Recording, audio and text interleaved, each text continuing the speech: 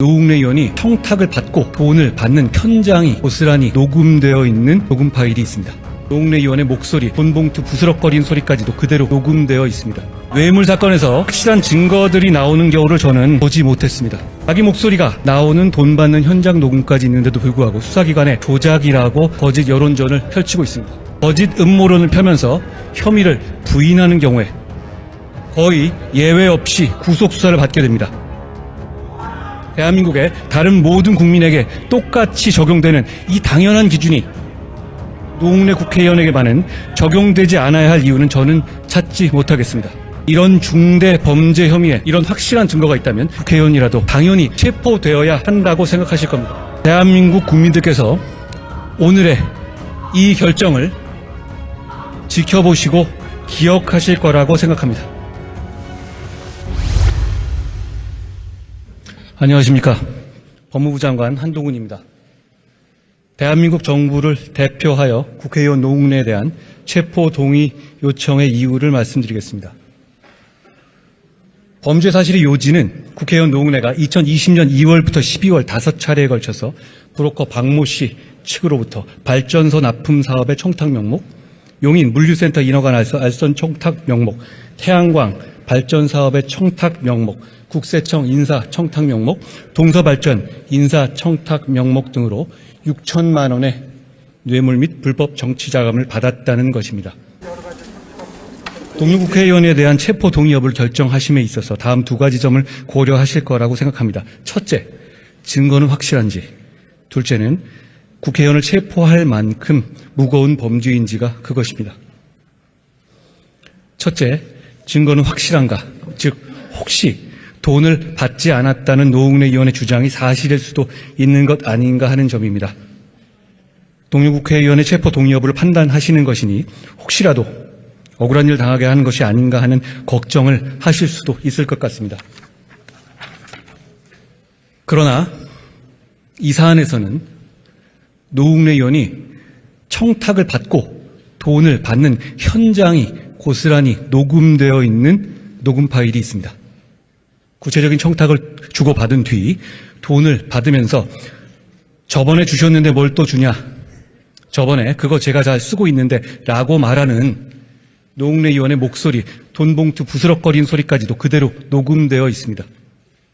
아시다시피 저는 지난 20여 년간 중요한 부정부패 수사 다수를 직접 담당해 왔습니다만 부정한 돈을 주고받는 현장이 이렇게까지 생생하게 녹음되어 있는 사건은 저도 본 적이 없습니다. 그 밖에도 귀하게 쓸게요, 고맙습니다, 공감정치로 보답하렵니다 라고 돈을 줘서 고맙다고 하는 노웅래 의원의 문자 메시지도 있고, 저번에 도와주셔서 잘 저걸 했는데 또 도와주느냐는 노웅래 의원의 목소리가 녹음된 전화통화 녹음 파일도 있고, 청탁받은 내용을 더 구체적으로 알려달라는 노웅래 의원의 문자 메시지도 있고, 청탁받은 내용이 적힌 노웅래 의원의 자필 메모와 의원실 보좌진의 업무 수첩도 있으며, 청탁을 이행하기 위해서 공공기관의 국정의정 시스템을 이용해서 청탁 내용을 질의하고 회신하는 내역까지 있습니다. 물론 공여자 측과 참고인들도 일관되게 노웅래 의원에게 돈을 준 사실을 진술하고 있습니다. 뇌물 사건에서 이런 정도로 확실한 증거들이 나오는 경우를 저는 보지 못했습니다. 둘째, 동료 국회의원을 체포 또는 구속할 만큼 무거운 혐의인가 하는 점입니다. 노웅래 의원은 국민의 공복으로서 국민을 위해서만 써야 할 권한을 악용해서 브로커로부터 6천만 원의 뇌물 및 불법 정치 자금을 받았고, 단순히 불법 자금을 받는데 그치지 않고 브로커의 청탁을 적극적으로 이행하려 했으며 그 과정에서 국회의 보좌 조직까지 이용했습니다. 자기 목소리가 나오는 돈 받는 현장 녹음까지 있는데도 불구하고 수사기관에 조작이라고 거짓 여론전을 펼치고 있습니다. 2022년 대한민국에서는 어떤 공직자라도 직무와 관련된 청탁과 함께 수천만 원을 받고 명확한 증거들이 있음에도 불구하고 수사기관이 조작한 거라고 거짓 음모론을 펴면서 혐의를 부인하는 경우에 거의 예외 없이 구속수사를 받게 됩니다. 대한민국의 다른 모든 국민에게 똑같이 적용되는 이 당연한 기준이 노웅래 국회의원에게만은 적용되지 않아야 할 이유는 저는 찾지 못하겠습니다. 상식적인 국민들 모두 마찬가지일 겁니다.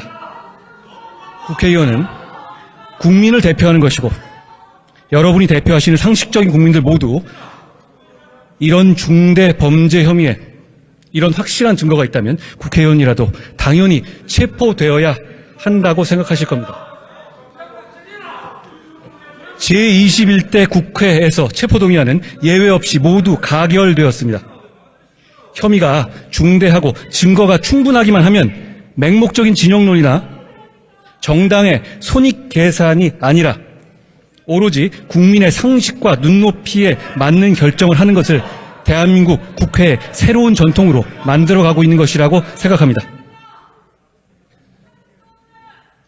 대한민국 국민들께서 오늘의 이 결정을 지켜보시고 기억하실 거라고 생각합니다. 감사합니다.